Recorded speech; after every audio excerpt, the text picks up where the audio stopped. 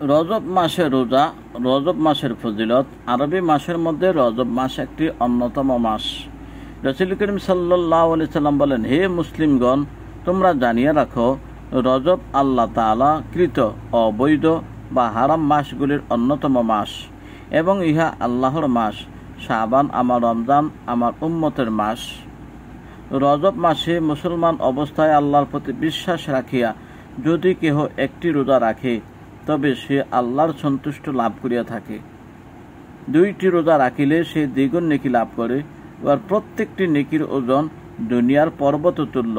যে ব্যক্তি এই মাসে 3টি রোজা রাখে, আল্লাহ ওই ব্যক্তি ওই দোজক হইতে দোজকের মধ্যে একটি পরীক্ষা গণন করিয়া দেন।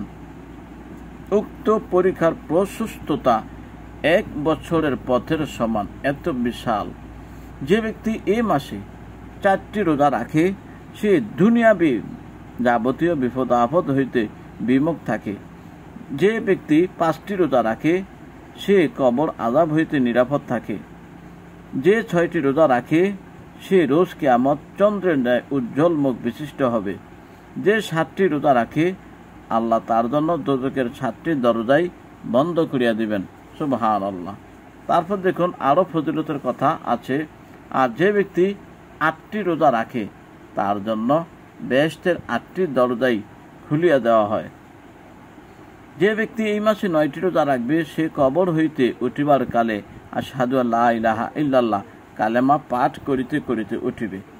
আর যে ব্যক্তি রজব মাসে 10টি রোজা রাখে, আল্লাহ তাআলা তাহার দোজকের পুল পার হইবার কালে তাহার জন্য প্রত্যেক ক্রুশে 1টি করিয়া বিছানা পাতাইয়া দেওয়াইবেন। এই ব্যক্তি উক্ত বিছানায় শুইয়া আরাম করিতে করিতে পুলসিরাত পার হইয়া যাবে। যে ব্যক্তি 11টি রোজা রাখবে, সে রোজ কিয়ামতে অত্যধিক মর্যাদা সম্পন্ন হইবে। আর এই মাসে 12টি রোজা আদায়কারীকে রোজ কিয়ামতে 2 ফত বিশেষ পোশাক পরিধান করানো হবে। উহার প্রত্যেকটি পোশাকের মূল্য সমগ্র দুনিয়া অপেক্ষাও বেশি। এই মাসে 13টি রোজা আদায়কারী রোজ কিয়ামতে আল্লাহর আরশের ছায়ায় থাকিয়া পানাহার করিবে। অথচ অন্যান্য লোকেরা তখন ভীষণ বিপদে লিপ্ত হবে। 14 রোজা আদায়কারীকে আল্লাহ অদৃষ্টপূর্ণ বস্তু দান করবেন। 15 রোজা আদায়কারীগণ আল্লাহ পাকের নিরাপত্তা প্রাপ্তগণের মধ্যে গণ্য হবে। আল্লাহর সান্নিধ্য প্রাপ্ত ফেরেশতা এবং পয়গম্বরগণ ওই ব্যক্তির সৌভাগ্যের জন্য উহাকে ধন্যবাদ করিবেন। 16টি রোজা আদায়কারীর দিদারে এলাহি লাভকারীর মধ্যে গণ্য করা হবে এবং সে প্রথম আল্লাহর বাণী শ্রবণ করিবে। 17 রোজা আদায়কারীর জন্য পুলসিরাতে প্রতিটি মাইলের ব্যবধানে 1টি করিয়া বিশ্রাম ঘর নির্দিষ্ট থাকিবে এবং তাহার সেগুলির বিশ্রাম করিতে করিতেই পুলসিরাত পার হয়ে যাবে। সুবহানাল্লাহ। এত ফজিলত।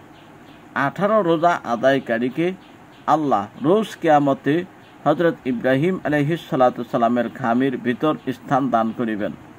19 রোজা আদায়কারীর প্রসাদ হযরত আদম আলাইহিস সালাতু সালাম এবং হযরত ইব্রাহিম আলাইহিস সালাতু সালামের প্রসাদের সম্মুখী হইবে।